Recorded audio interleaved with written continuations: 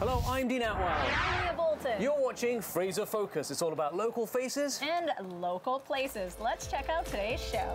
It's a bird. It's a plane. It's 75-year-old world champion athlete Harold Morioka.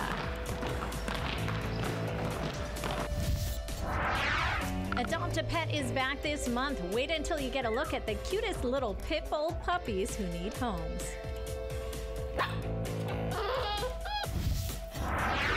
we explore the rise of animal therapy right here in the Fraser Valley. And where are the affordable living places for the average aging Zoomer? With 5.9 million seniors living in Canada, the Derby Manor offers a solution. Gift for you. Welcome to Derby Manor. Can we come in? Covering the region from Delta to Hope. You're watching Fraser Focus. On with the show.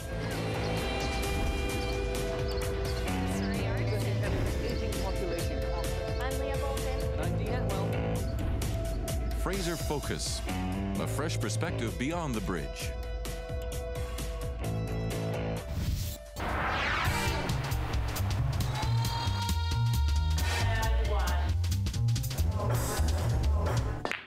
You're watching Fraser Focus, local faces and local places. In 2016, Stats Canada released figures indicating there are approximately 5.9 million seniors living in the country. Now the question becomes, where are the affordable living options?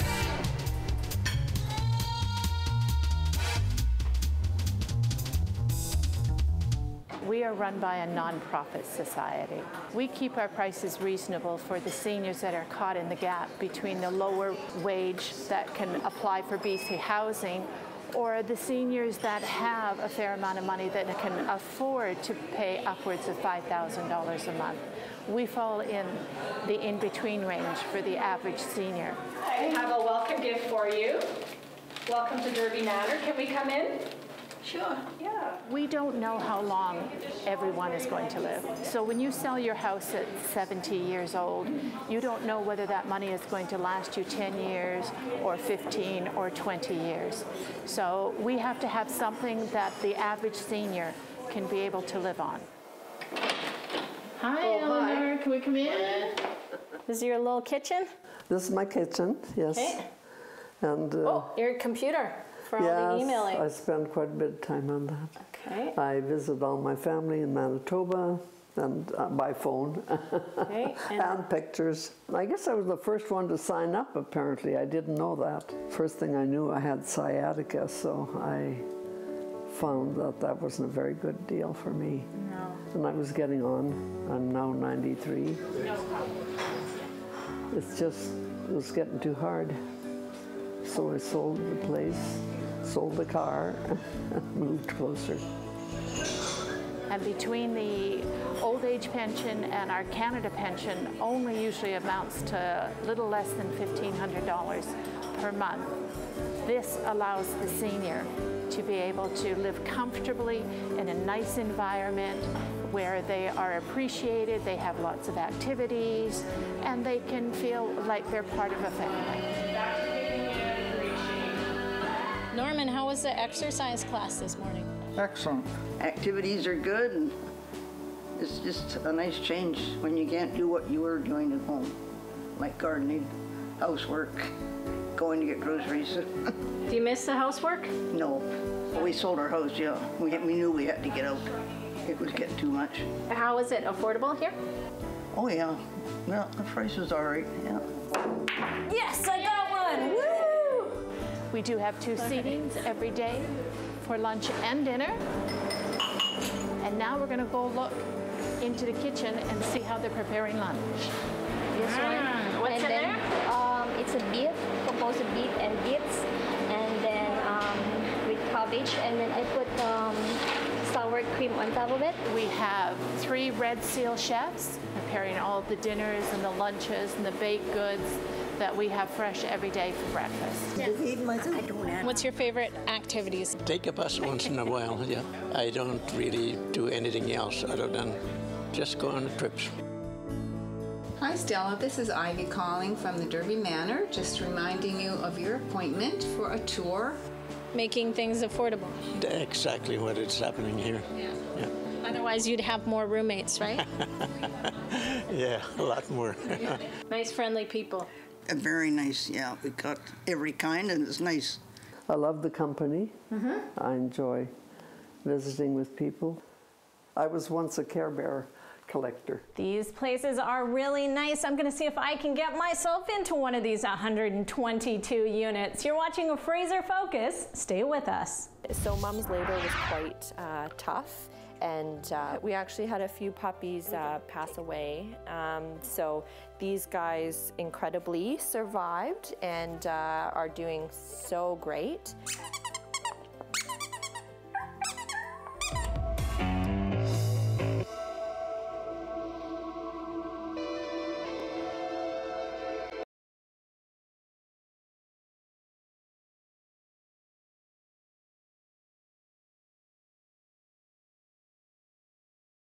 Adopt a Pet on Fraser Focus is brought to you by the Chambers of Commerce Group Insurance Plan, Canada's #1 plan for employee benefits.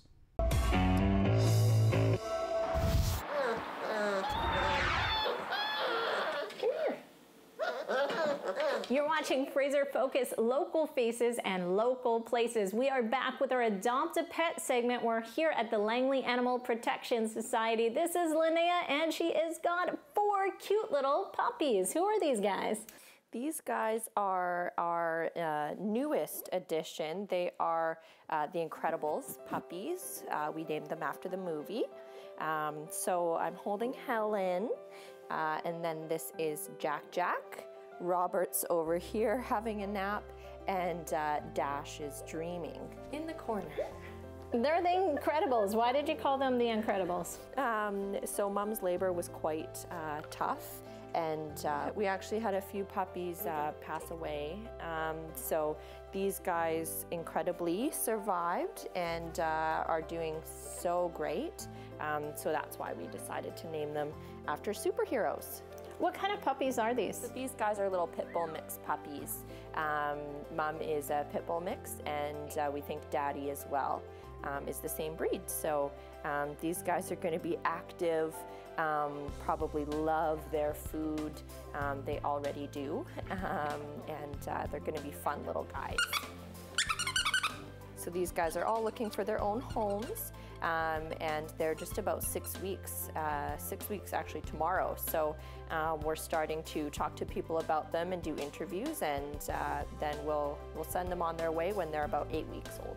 And at this point, they could really go to any type of family. Yeah, so they definitely have to be a family who's willing to do the house training, the basic manners, and also all the socialization, so getting them out into the world, exposing them to all of the good stuff that the world has to offer. Great. Well, those are the cute puppies here. Now we're going to go visit Amy and the cute little kittens. Bye, Linnea. Hey Amy, I'm excited to meet Elmer and Fudd here. Yeah, these guys are 2 exotic short hair kittens. They are about 6 months old now. They've been with us for a few months. We originally got them from another shelter. They were infested with ringworm, and we're really happy to say that they're finally done their treatment. Now they're just waiting for their neuters, and then they'll be available for adoption. We're really hoping that they're going to be able to find a home together, because they're very, very bonded.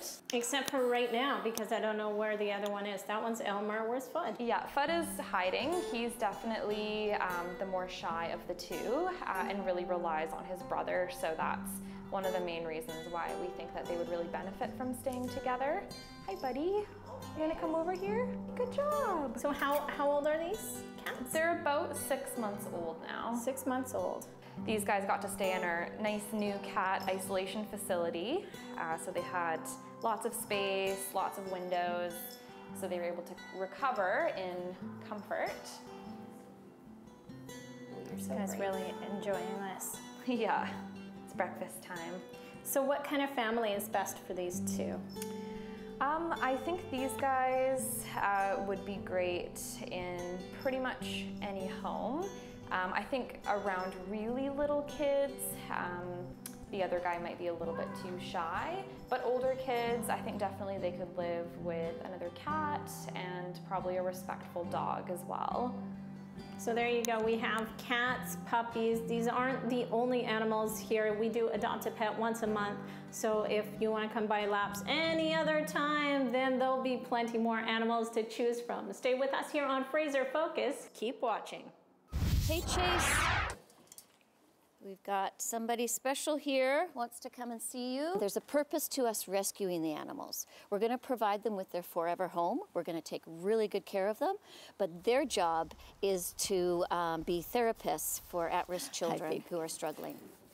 How you doing?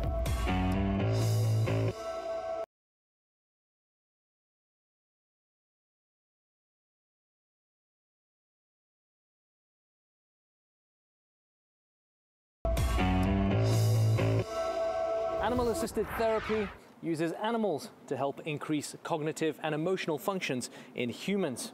There's been a rise in these animal programs across British Columbia. Hey, Badge.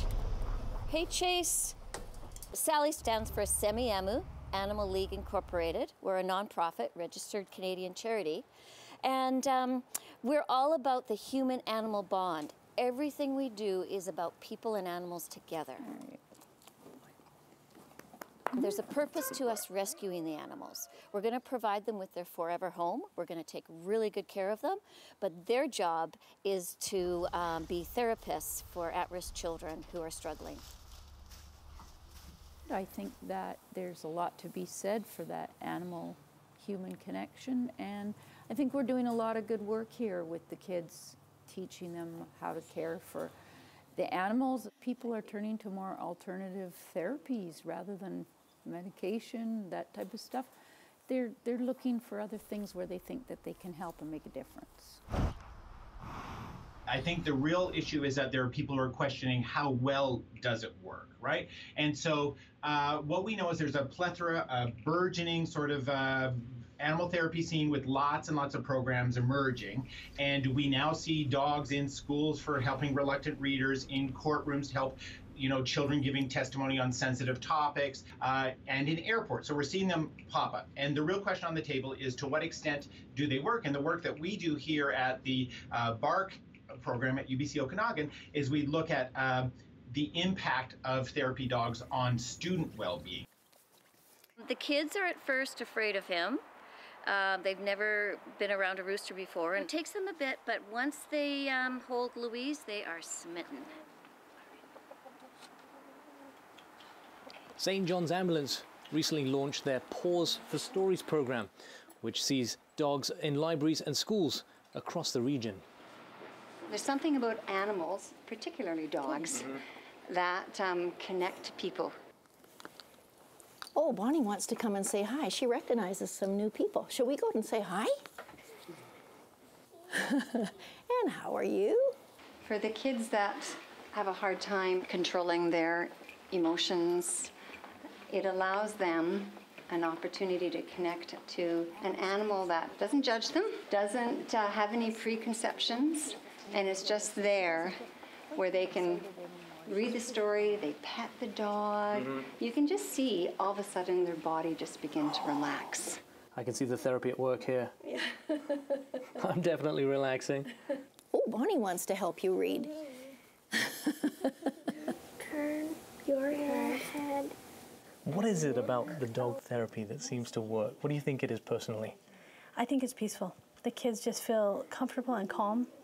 Kids that were scared of dogs before are just settled and peaceful as soon as they meet Bonnie.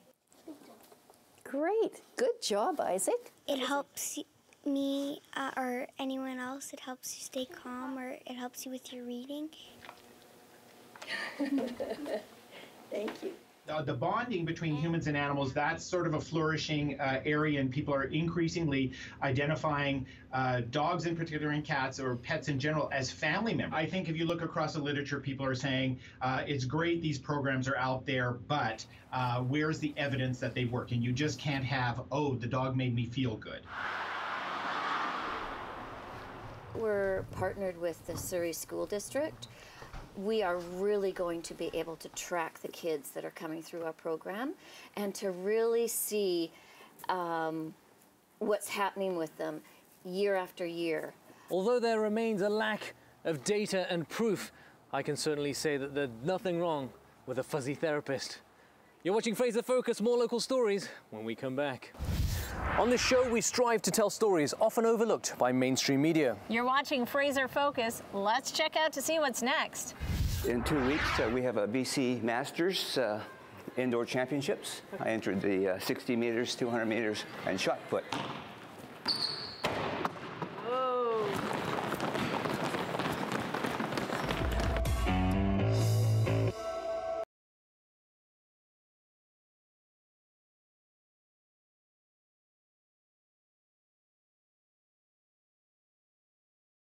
Fraser Focus is brought to you by the Chambers of Commerce Group Insurance Plan, Canada's #1 plan for employee benefits.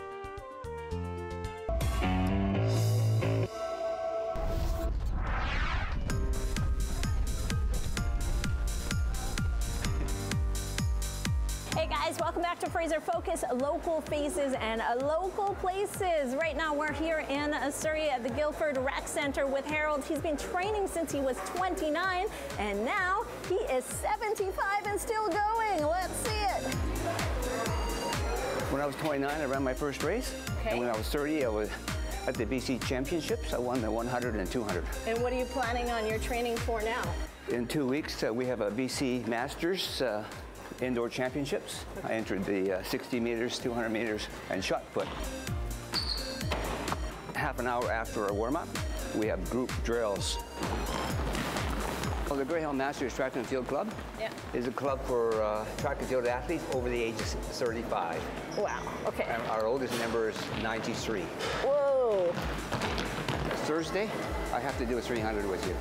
Okay, you gotta make sure. The first time I saw him run, it was amazing. It was really inspirational. I thought, I want to run like that. And he's a great coach. It's like having a personal trainer for each individual person in the club because he keeps an eye on what every single person is doing. That was better. She leaned forward. 1, 2, wow. Yes! You won the World Championships for hurdles. Yes, I won the World Championships for 200 meters, 400 meters, 800 meters. He's a high performer and he's not deterred by age at all. Your shoulders and arms have to be strong. That's why I do push-ups almost every day. See, 10. Right. And this year, there's a World Championships in Spain.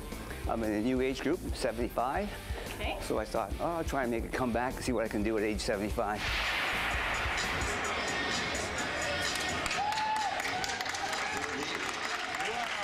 We're just gonna do a light jog here and keep going. Stay with us here on Fraser Focus. Let's go, Leah.